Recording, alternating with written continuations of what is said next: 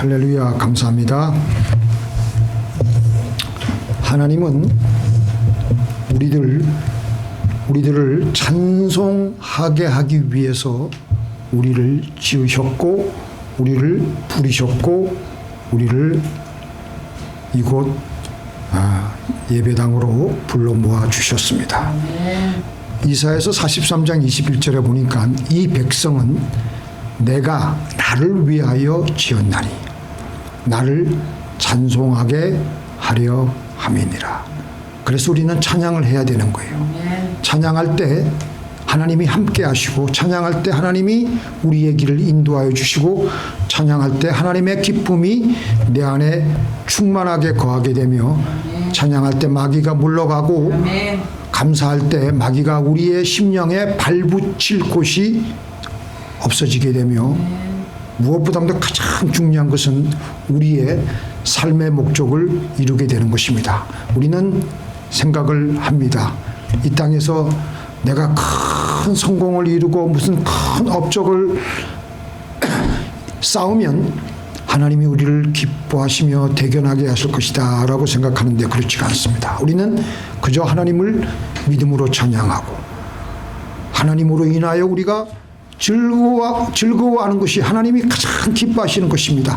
하나님이 한번 콧깃만 불어도 온 천지창조를 다 하시는 분이신데, 말씀 한마디에 천지를 만드신 분이신데, 우리가 큰 일을 한다고 한들 뭐가 그렇게 큰 하나님의 기쁨이 되시겠어요?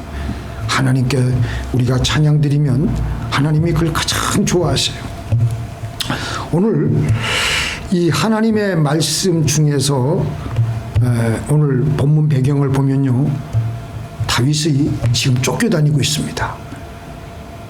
사울 왕이 다윗을 지명수배해 가지고 그를 잡아 죽이려고 혈안이 되어서 추격을 하고 있었습니다. 원래 다윗은 진작부터 기름 부음 받아 가지고 왕이 되는 수순으로 들어가야 되는데, 왕궁이 아니라, 왕이 되는 것이 아니라 황량한 광야와 어두운 동굴에서 숨어 다니며 목숨을 연명하고 있었습니다.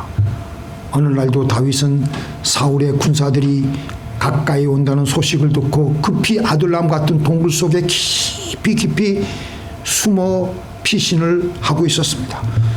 숨소리 하나 잘못 내가지고 기침 콜록콜록 하거나 그러면은 바로 죽을 수 있는 상황에서, 동굴 안은 또 습하고 이상한 냄새가 나고 마음은 공포로 얼어붙어 있고요. 사울의 군사들은 점점 가까이 다가오고, 바깥에는 사울이 데리고 온 병사들의 그 철커덩 하는 그 천리 소리가 들리고요. 발걸음 소리가 들리고, 그런 일촉즉발의 상황에서 다윗은 떨리는 수금을 잡고, 그러나 용기를 내어서 천천히 조심스럽게 찬양하기 시작합니다.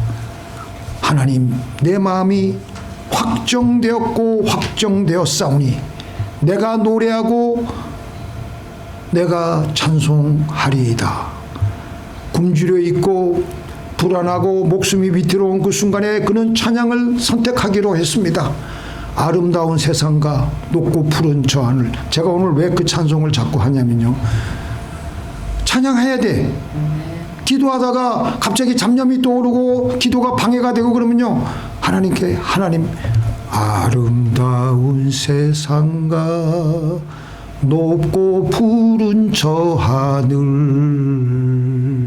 모두가 사랑하는, 한 사람도 그걸 외우지를 않았나 봐요. 우리들을 위하여 지어주신 이 세상, 하나님의 놀라우신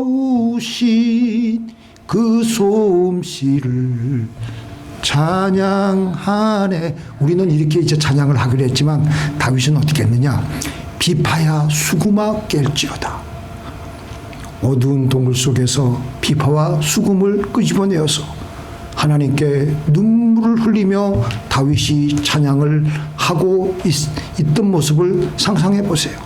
바깥에는 사망의 그림자들로 가득했지만 굴 안에서는 하나님의 찬양이 울려 퍼지는 겁니다. 그러면서 그렇게 찬양을 하면서 다윗의 생각이 추격하는 사울에게서부터 빠져나와서 하나님께로 옮겨집니다. 11절 한번 보실까요? 하나님이여 주의 영광이 온 세계 위에 높으시기를 원하나이다. 하나님만 이제 바라보는 거예요. 죽으면 죽으리다. 다윗은 절망적인 상황 속에서 있는 힘을 다해서 하나님께 찬양을 올려드리는 겁니다. 하나님은 결국 그 찬양을 들으셨고 결국 다윗을 또 거기서 살아나게 하셨고 결국은 이스라엘의 제2대 왕으로 세우셨던 것을 우리는 알고 있습니다. 이렇게 비참한 상황 속에서 찬양하면서 우리의 영혼은 저 천상의 높은 곳으로 올라가고 또 올라갑니다. 올라가는 중에 내 마음에 여러 마음의 원한과 상처들의 검은 구름들을 지나고 나를 힘들게 하고 있는 문제의 비바람도 또 지나치고 그러고도 계속 찬양하며 또 올라가므로 이제는 다 아무것도 남아있지 않고 태양만 있는 하나님이 계신 곳으로까지 올라가게 되는 겁니다. 그곳에는 하나님의 기쁨만이 우리를 따뜻하게 기다리고 있는 거예요. 천상의 기쁨이 기다리고 있는 것입니다. 바로 이 맛을 다윗이 일찍부터 체험했기 때문에 찬양하기로 지금 언제 죽을지 모르는 그 죽음의 동굴 안에서 찬양을 하였던 겁니다. 57편 7절 오늘 말씀 볼까요? 하나님이여 내 마음이 확정되었고 내 마음이 확정되었사오니 확정된 게 한 번이 아니에요. 내 마음이 확정되었고 내 마음이 확정되었사오니 내가 노래하고 내가 찬송하리이다. 그래서 우리가 하나님께 드리는 가장 능력 있고 가장 좋은 기도는요 감사 찬양입니다. 그래서 우리가 영어로 드리는 방언 기도의 통역 내용이 나온 성경 구절이 있죠. 그러면 어떻게 할꼬? 내가 영어로 기도하고 또 마음으로 기도하며 내가 또 영어로 찬미하고 또 마음으로 찬미하리라. 내가 영어로 기도하고 내가 영어로 기도한다는 것은 방언으로 랄랄랄랄랄라 한다는 건데 그 내용이 우리가 무슨 말인지 모르겠지만 그 내용이 찬미한다는 거예요. 찬미. 그 방언의 내용이 찬양이라는 것입니다. 사도행전 2장에서도 보면요 오순절 성령 강림 때 제자들이 방언을 할 때 하나님의 큰 일을 말한다고 했습니다. 그레데인과 아라비아인들이라 우리가 다 우리의 각 방언으로 하나님의 큰 일을 말함을 듣는도다. 하나님의 큰 일을 방언의 내용이 뭐냐? 하나님의 큰 일을 말한다는 게 그게 무슨 말이에요? 하나님을 높이는 찬양과 감사의 말들이라는 것이었습니다. 바울은 방언을 또한 하나님께 말하는 것이라고 했습니다. 사람에게 하지 아니하고 하나님께 하나니 이는 알아듣는 자가 없고 다만 그 영으로 비밀을 말함이라고 했습니다.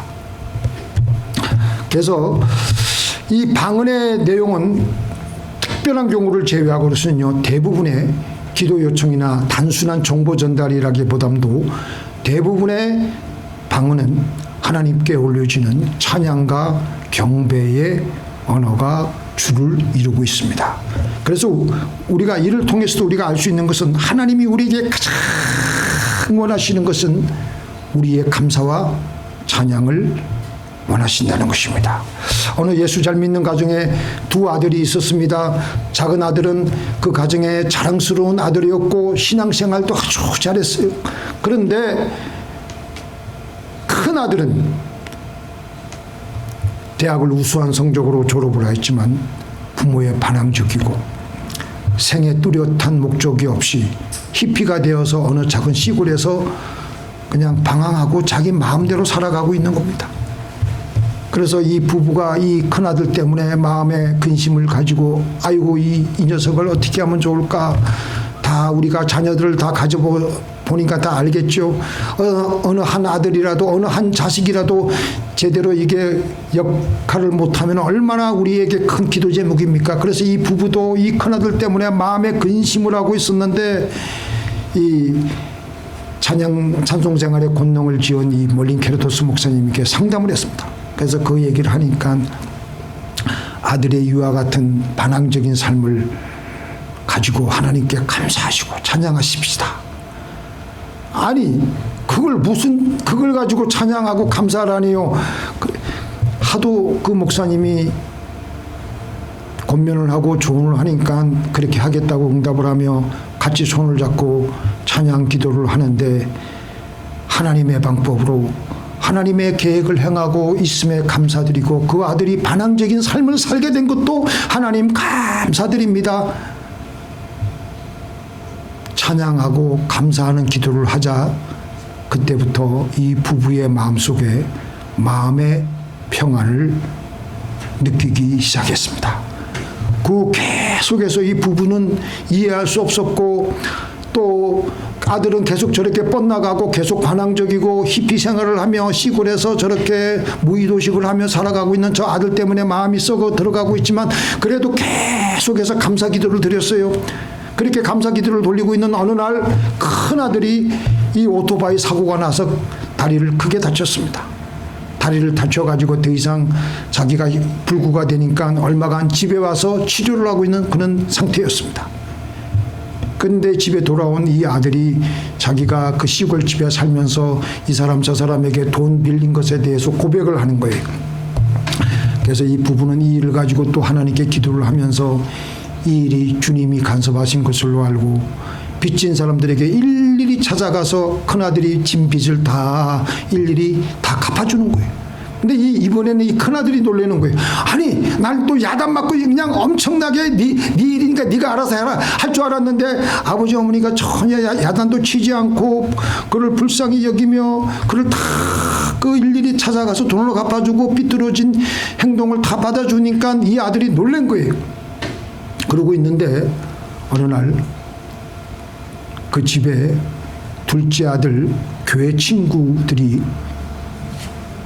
찾아왔어요. 집에. 그 작은 아들을 만나러 집에 왔는데 큰 아들은 그들이 오는 것을 싫어했지만 뭐 자기가 지금 몸이 지금 아픈데 뭐 자기가 거부할 뭐 그 계제도 못 되고 해서 그냥 내심 내키지는 않았지만 그러면서 그들과 같이 예수 그리스도의 복음 증거하는 것을 그 동생 친구들이 와가지고 증거하는 것을 듣고 자기도 모르게 그들과 서로 논쟁을 주고받고 하게 되었습니다.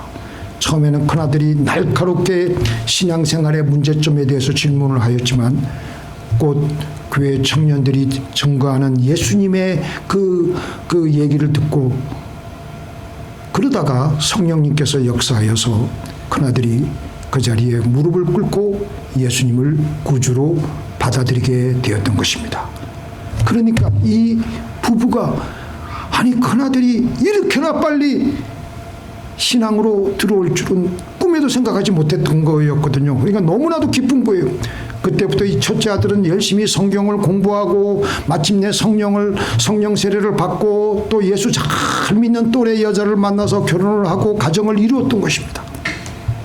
이 사연을 통해서 우리가 알아야 될 것은 수개월 동안 수년 동안 그 부모가 첫째 아들을 그 큰 아들을 위해서 단순히 기도만 했을 때는 이 아들에게 어떤 변화도 가져오지 못했지만 그 부모가 그 큰 아들의 그 반항적인 삶 자체를 가지고 감사하고 하나님 이 일에도 하나님께서 어떤 뜻이 있는 줄 믿고 감사드립니다. 찬양드립니다. 하는 그 순간부터 그들의 마음속에는 평안이 찾아오고 마음이 기쁘기 시작하면서 하나님께서 이들의 삶의 문제의 돌파구를 그렇게 열어주셨던 것입니다. 우리도 마찬가지예요. 지금 우리가 안고 있는 문제들이 있습니다. 지금 내 삶이 어떤 상황이라고 할지라도 우리가 전심을 다해서 찬양하면 하나님은 우리에게 삶의 돌파구를 열어주십니다. 그래서 우리는 무조건 찬양을 해야 되는 것입니다. 이런 여러 가지 일로 찬양하고 싶지가 않지만 우리는 무조건 찬양해야 되는 거예요. 그런데 우리가 우리의 삶에서 다가오는 여러 가지 문제들 때문에 짜증나는 문제들 때문에 괴로워하고 불평하게 되면요 어떤 문제가 생기겠어요? 이스라엘 백성들이 출애굽할 때 홍해수를 갈라서 모든 백성들이 그 하나님의 그 엄청난 홍해수를 가르는 기적을 경험했지 않겠습니까? 그런데 그거 경험하고 난 지가 얼마 안 됐는데 불과 가다가 또 물이 떨어지고 음식이 부족해지니까 이 사람들이 뭐라 그랬습니까? 뭐라 그랬어요? 차라리 내가 애굽에서 죽었더라면 오늘 내가 이렇게 큰 고생을 하지 않았을 텐데, 불평을 그때부터 바로바로 해대기 시작하는 거예요. 불평은요, 지금 내가 가지고 있는, 내가 지금 누리고 있는 삶의 어떤 좋은 것도 복으로 느끼지 않고 짜증스럽게 느껴요. 하나님이 그들에게 매일 주시는 뭐가 있다고요? 만나와 메추라기 마저도 짜증스럽게 느껴지면서 왜 이렇게 맛도 없냐? 하나님께 그렇게 콤플레인 했어요. 아이고 지겹다, 지긋지긋하다. 이렇게 해서 그들이 한 불평은 하나님 앞에서, 하나님의 눈 앞에서 연기를 피우는 것과 똑같은 것입니다. 하나님 눈앞에 연기를 피우면 하나님의 눈에서 눈물이 날까요, 안 날까요?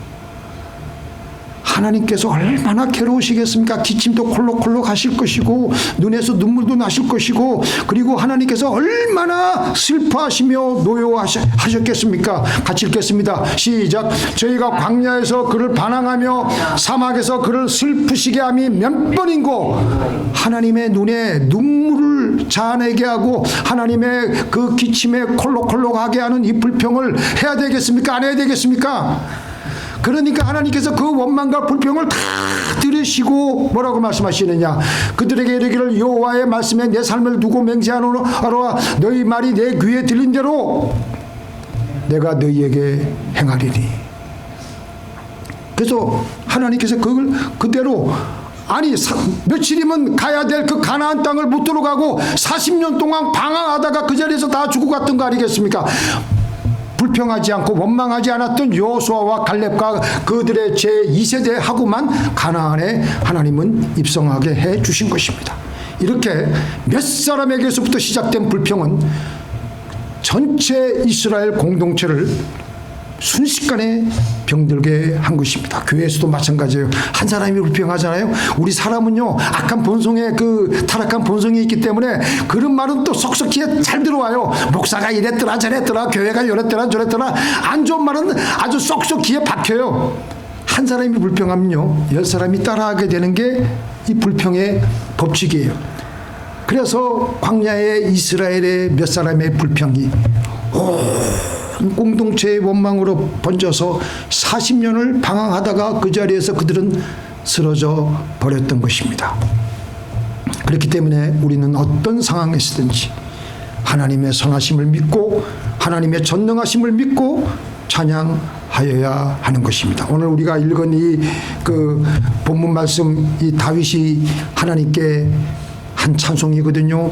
다윗이 이거 찬송하고 싶은 찬양이 하고 싶은 그런 상황이 아니었습니다. 불평할 수밖에 없는 상황에서도, 억울할 수밖에 없는 상황에서도 그는 있는 힘을 다해서 하나님께 찬양을 함으로 다윗이 하나님으로부터 전무후무한 놀라운 축복을 받았던 것입니다. 그래서 빌립보서 4장 6절 7절 제가 읽어드릴게요. 아무것도 염려하지 말고 오직 모든 일에 기도와 간구로 너희 구할 것을 감사함으로 하나님께 아뢰라. 그리하면 모든 지각에 뛰어난, 자 7절은 같이 읽겠습니다. 그리하면 모든 지각에 뛰어난 하나님의 평강이 예수 그리스도 안에서 너희 마음과 생각을 지키시리라. 아멘. 찬송생활의 권능이라는 책을 쓴, 아까 제가 말씀드린 몰린 케르도스 목사님이 젊은 시절 군목으로 있었을 때 어느 날 한 젊은 병사를 상담을 했습니다. 그 병사는 심각한 범죄로 체포가 되어서 군 교도소에서 수감되어서 무기징역을 받은 것 같아요. 분노와 절망으로 가득 차 있었고 자신의 인생은 이제 끝났다라고 생각했습니다. 그는 내 인생은 망했습니다. 나는 이제 아무 희망이 없습니다. 근데 이 멀린 케르도스 목사님이 그를 잠시 바라보다가 부드럽지만 단호하게, 자네 지금부터 내가 말하는 것을 잘 듣게, 하나님께 지금 이 상황을 감사해요. 그러자 그 병사는 아니 지금 내가 감옥에 있는 걸 감사하라고요? 내가 이런 짓을 저질렀는데 지금 이런 것도 감사하라고요? 게르도스 목사님은 고개를 끄덕했습니다. 바로 지금 이 자리에서 이 상황 속에서 하나님께 감사하시오. 상황이 좋아서가 아니라 하나님이 여전히 당신을 사랑하시고 지금도 일하고 계시기 때문에 감사한 겁니다. 병사는 처음에 도저히 이해가 되지 않고 억울하기도 했고 반발했지만 이내 마음을 고쳐잡고 바꾸어서 감사하기로 했습니다. 하나님, 나는 이 상황을 이해할 수 없습니다. 그래도 이 감옥에서도 모든 것을 주관하시는 하나님께 감사드립니다. 근데 그 순간부터 그의 얼굴빛이 달라지는 거예요. 그 순간부터 그의 얼굴빛에 절망에 가득 찌들은 그 얼굴빛이 평안으로 얼굴이 펴지는 거예요. 분노가 감격의 눈물로 바뀌게 되는 겁니다. 그리고 놀랍게도 그가 그렇게 찬양하며 감사의 생활을 하면서 몇 달 뒤에 그의 형량이 예상보다 훨씬 줄어들어서 곧 풀려나게 되었던 것입니다. 그래서 그는 감옥에서 깊이 하나님을 만나 새로운 삶을 살기 시작하니까 하나님이 그렇게 강력하게 역사하신 것입니다. 자, 그러면 마지막으로 왜 이렇게 찬양이 그렇게 강력하게 하나님께 바로 응답을 우리가 받을 수가 있겠습니까? 첫 번째, 찬양을 하나님께 드리면서 우리는요, 아까 우리가 빌립보서 읽었지 않겠습니까? 우리의 생각의 세계가 바꾸어지는 것을 체험하게 됩니다.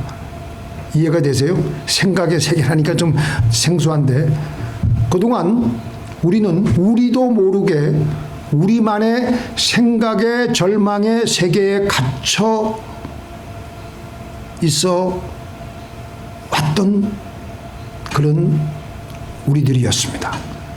우리만의 절망적인 생각의 세계에 갇혀 있어 왔습니다. 그러나 찬양을 할 때 내 생각의 구조가 확 뒤바뀌어지게 되는 것입니다. 내 생각의 구조가 확 뒤바뀌어지고 내 생각이 바뀌어짐으로 내 삶이 바뀌어지게 될 수가 있는 것입니다. 바로 내 생각이 바뀌어지니까 하나님이 그때부터 그 사람을 통해서 역사하실 수가 있는 것입니다. 두 번째, 왜 이렇게 찬양할 때 하나님이 그렇게 강력하게 역사하실까? 찬양은요, 같이 읽겠습니다. 시작. 이스라엘의 찬송 중에 거하시는 주시여, 주는 거룩하신 주인이다. 하나님은요, 우리가 찬양할 때 하나님은 우리가 찬양하는 그 우리의 마음 속에, 우리의 존재 속에 우리에게 임재하십니다. 찬양은요, 하나님이 머무시는 집을 견고하게 짓는 거예요. 하나님이 거하시면 담대함, 지혜, 평안, 기쁨이 생기며 그때부터 우리에게 생긴 모든 문제는 저절로 해결이 되는 것입니다. 자, 마지막으로 세 번째, 찬양은요, 왜 그렇게 우리가 찬양하면 하나님이 그렇게 강력하게 신속하게 응답하실까? 찬양은 순종이기 때문입니다. 찬양은 감정이 아니라 의지를 다해서 하는 것입니다. 특별히 찬양할 수 없을 때, 억울하고 힘들어도 우리가 있는 힘을 다해서 올려드리는 찬양은 하나님이 가장 기뻐하시는 예배이며 희생 제물이 되며 순종이 됩니다. 그래서 찬양은 하고 싶을 때만 하는 것이 아니라 하고 싶지 않을 때도 하는 것입니다. 믿습니까? 자, 우리 요거 한번 읽어볼까요? 시작. 이러므로 우리가 예수로 말미암아 항상 찬미의 제사를 하나님께 드리자. 이는 그 이름을 증거하는 입술의 열매니라. 아멘. 그 욥이 어땠습니까? 욥이 지금 자기 모든 재산 다 잃고 자기 자녀들 다 잃고 자기에게 병 찾아오고 모든 것을 송두리째 다 잃었을 때 욥이 하나님께 올려드린 찬송이에요. 욥이 일어나가지고 겉옷을 찢고 머리털을 밀고 땅에 엎드려 예배하며 이르되 주시니도 여호와시오, 취하시니도 여호와시니 여호와의 이름이 찬송을 받으실지니다. 기도하다가 하도 억울하고 답답하면요. 요거 요비한 찬송 한번 해보세요. 주신 자도 여호와시요. 시작. 주신 자도 여호와시요. 취하신 자도 여호와시니 주 여호와의 이름이 찬송을 받으실지어다. 이거는 제가 대학교 다닐 때 가장 힘들 때, 그때는 수종교회 가면요 욥의 동상이 있어요. 그 밑에 욥의 동상 밑에 바로 이 찬송 구절이 적혀져 있어요. The Lord gave, the Lord has taken away. Blessed be the name of the Lord. 바로 그 성경 구절을 읽는 순간에 얼마나 그때 힘을 받았는지 모르겠어요. 하나님은 우리가 찬양하고 싶지 않을 때 찬양 드리는 그 찬양을 하나님은 최고의 순종으로 받으시고 그렇게 기뻐하시고 감동받으시면서 우리의 삶을 축복하시는 것입니다.